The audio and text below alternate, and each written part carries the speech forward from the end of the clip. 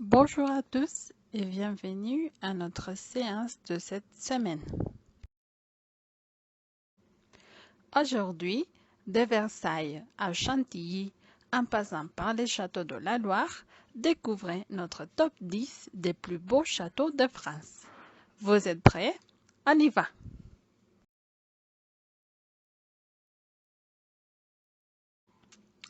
On ne peut commencer le classement des plus beaux châteaux de France sans parler du plus réputé, le château de Versailles, bien sûr. En effet, la résidence officielle des rois de France et ses jardins se placent en seconde position des sites culturels les plus visités de France, juste devant la Tour Eiffel. Vous aimez? Numéro 2. Situé au cœur d'un domaine forestier de 7800 hectares, le château de Chantilly. Construit en 1528. S'il fut endommagé durant la Révolution, il fut restauré à l'initiative de Henri d'Orléans. C'est d'ailleurs ce dernier qui a constitué la collection d'œuvres d'art installée au musée du château. Incroyable, n'est-ce pas?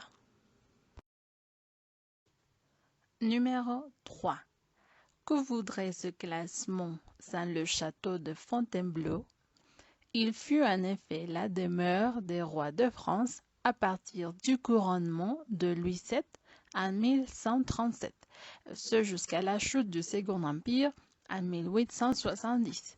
Aujourd'hui, il abrite un musée consacré à l'empereur Napoléon Ier et sa famille. C'est super!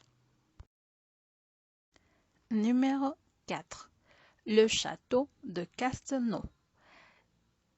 Édifié au XIIe siècle sur une falaise qui domine la Dordogne, ce qui lui donne cette allure imposante. Il abrite actuellement un musée de la guerre du Moyen Âge ainsi que de machines de guerre. Oh, c'est l'un de mes châteaux préférés. Numéro 5. Certainement le plus emblématique de tous les châteaux de la Loire, le château de Chambord. La construction de ce château a été ordonnée par François Ier. Il possède notamment 440 pièces, 365 cheminées ainsi que 13 escaliers principaux. Il est énorme!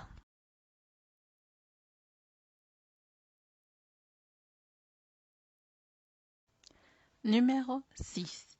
Le château de Chenonceau.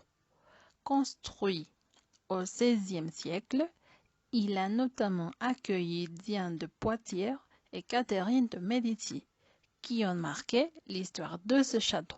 Voilà, c'est mon château favori. Il est génial.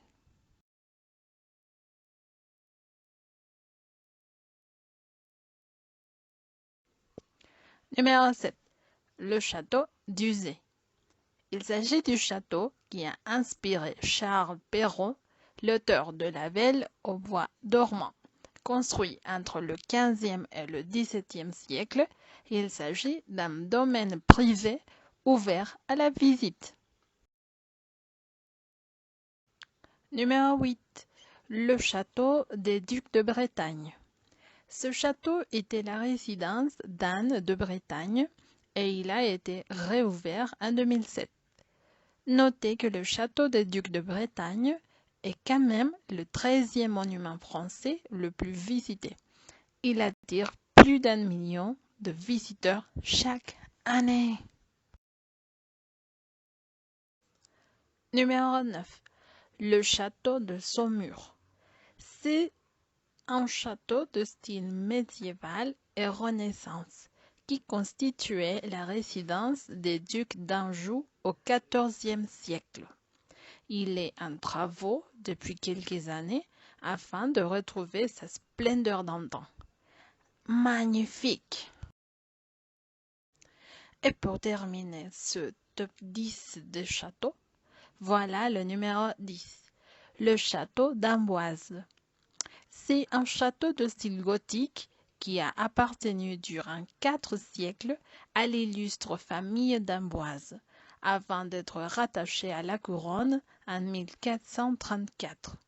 Il a ainsi servi de résidence à de nombreux rois de France durant la Renaissance. Et voilà qu'on termine cette production. J'espère que vous allez aimer. Au revoir.